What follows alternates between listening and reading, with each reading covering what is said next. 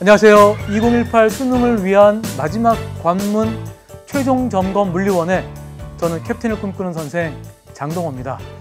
지난 1년 동안 열심히 달려왔는데요. 이제 마지막 최종 점검입니다.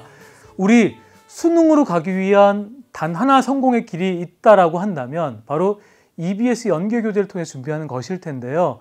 지난 1년 동안에 쭉 함께 해왔던 시간들이 이렇게 주마등처럼 막 스쳐 지나갑니다. 지난 겨울에 수능 개념으로 시작을 했고요. 그 다음에 연계교재인 수능 특강과 수능 완성, 이제 마무리 그 하나, 이제 연계교재 최종 점검 물리원을 시작해 보려고 합니다. 자, 여러분들, 마무리는 어떻게 해야 될지를 저도 굉장히 많이 고심을 하고 그동안 해왔던 고민이지만 다시 한번 더 시간을 내서 고민을 했습니다. 가장 중요한 것이 무엇인가 라고 하는 것에 대해서는 이 일을 달 사람이 없을 것 같아요. 제일 중요한 건 사실은 올해 여러분들이 봤던 6월, 9월 모평이다 라고 하는 것은 분명합니다.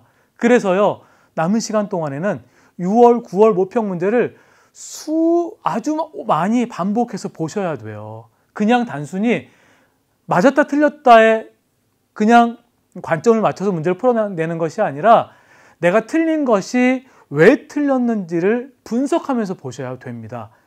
지금 다시 풀었더니 맞았어 라고 넘어가잖아요. 그러면 이 문제가 조금 변형돼서 출제가 됐을 때 자칫 잘못하면 그때와 똑같은 마음으로 틀릴 가능성이 높아요.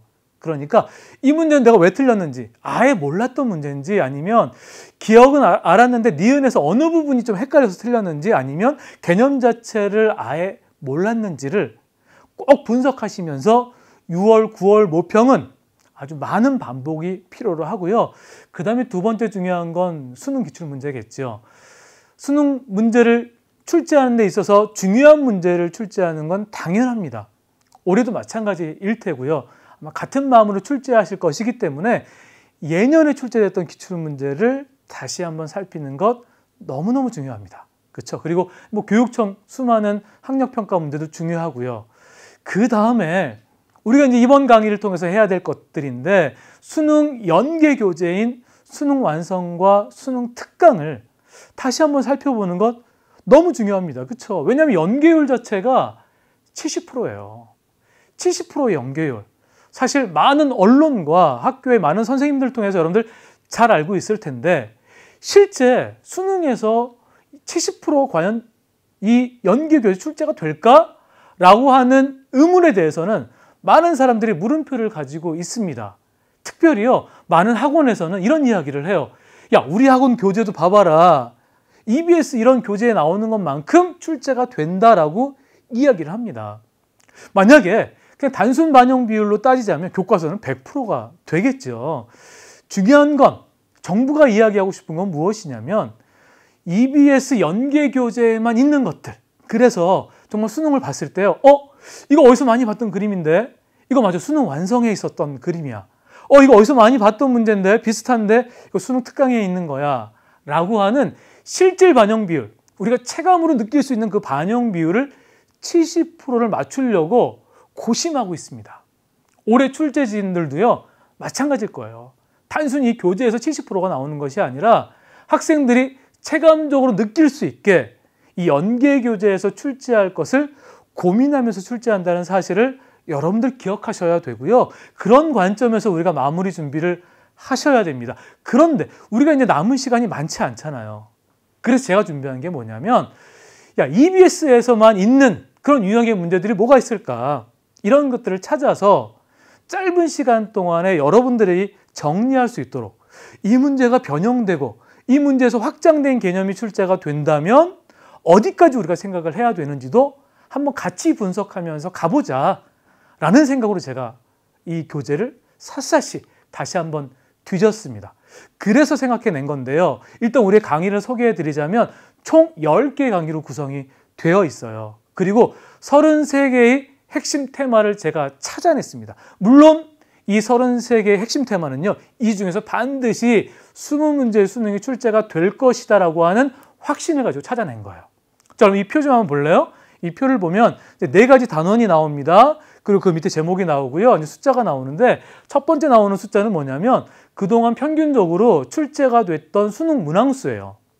그 다음에 뒤에 아래에 있는 숫자는 뭐냐면 제가 그 단원에서 꼽은 앞으로 출제가 될 만한 핵심 테마 숫자입니다. 그래서 시공간과 운동에서는 한 문제 정도가 출제가 됐는데 우리가 이 최종 점검에서는 2개의 테마 정도로 한번 살펴보자 라고 해서요.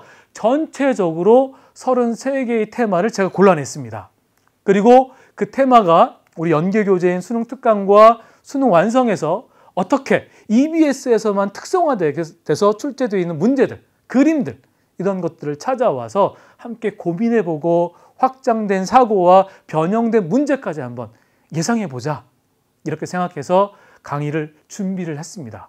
자료실에 가보면요. 우리 노트가 준비되어 있어요. 제가 만든 노트인데요. 이렇게 테마 3번째 뉴턴의 운동법칙 이렇게 돼 있고 제가 학교에서 나름대로 가장 많이 질문을 받았던 것 이것은 어떻게 다르게 생각해 보자면 여러분들도 많이 어려움을 겪었을 만한 문제 그리고 아까 제가 말씀드렸다시피 EBS 연계 교재에서만 볼 수 있는 형태의 문제들을 찾아서 문제들 그대로 옮겨놨고요. 그 옆에 풀이 과정과 그 다음에 개념 정리를 할 수 있는 공간까지 마련을 해두었습니다. 자, 이제 우리 이 10개 강의를 통해서 여러분들 정말 의미 있는 도움이 되었으면 좋겠거든요. 그러니까 여러분들도 저하고 동일한 마음으로 야, 이게 10개 마무리 학습하는 데 있어서 10개 강의가 분명히 의미 있는 도움이 될 것이다 라고 하는 같은 마음으로 달려간다면 분명히 좋은 결과가 있을 것이라고 생각합니다. 제가 마지막으로요. 닉 부이치치가 이야기했던 메시지로 이 오리엔테이션을 마무리하려고 하는데요. 당신은 아름답다.